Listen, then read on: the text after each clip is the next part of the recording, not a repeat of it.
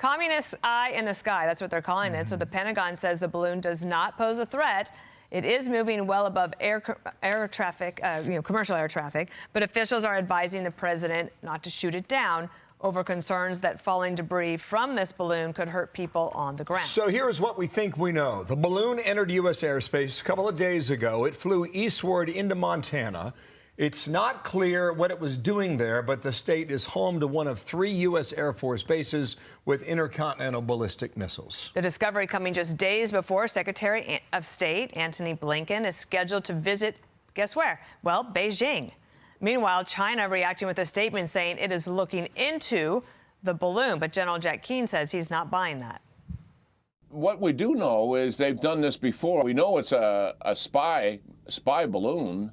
It's going to depart at some time, and we don't want this to happen again, so shoot it down on the way home, over mountains, or when it gets back out at sea. We already know it was spying. To me, it's about deterrence. Chief National Security Correspondent Jennifer Griffin has more from the Pentagon. Jennifer, what do we know this morning? Well, Dana, the Chinese Foreign Ministry just released a statement in which it claimed responsibility for the balloon, claiming it is, quote, a civilian airship used for civilian research, mainly meteorological purposes. In other words, it's a weather balloon. No reaction yet from the Pentagon. This is not the first time Beijing has sent this kind of spy balloon over U.S. territory. They've done so before over Hawaii and Guam.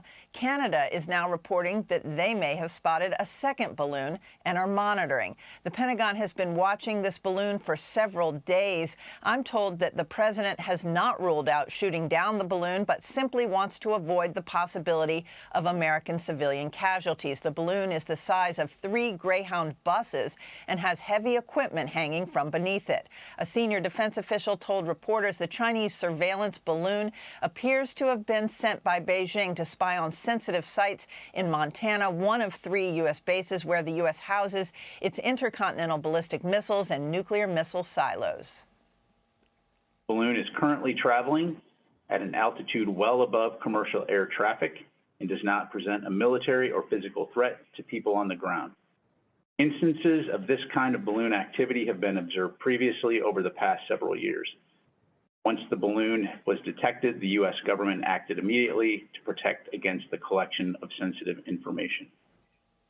The U.S. military scrambled F-22 fighter jets Wednesday and closed the Billings, Montana airport for 2 hours, ordering a ground stoppage in case the president gave an order to shoot the balloon down. The president was briefed by his national security team about his options.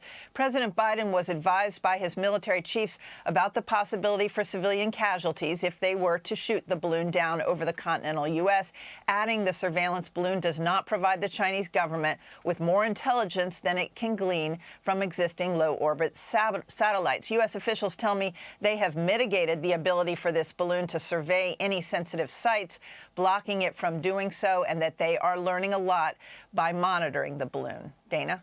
Jennifer, a lot of people are wondering why the administration wouldn't have just shot it out of the sky immediately, especially if it was over uninhabited mountainous areas in Montana. Is there any good reason for that? I think from the discussions that I've had is that there is no way, given the size of this thing, the potential debris field, that even in areas that you think are uninhabited, it wasn't clear that they could take a shot and avoid any civilian casualties. And so I think that is the consideration. They have not ruled out shooting it down eventually, but there are other ways that they may be able to deal with it. They have other options, that, I think it's a wait-and-see moment, and I think there's a feeling that this was sent by China at a sensitive time ahead of Secretary of State Antony Blinken's visit to Beijing. Remember, the defense secretary is out meeting with the Philippines, managed to get 4 new bases that the U.S. is able to use for its military to counter China in the region. And so this is such a thing that most people assume that the Chinese wanted this to be seen. And so the question is really, what intelligence value did it have? Yeah, one more, Jennifer. Says it was flying higher than commercial aircraft. So if an airplane flies at 35,000 feet, what is this?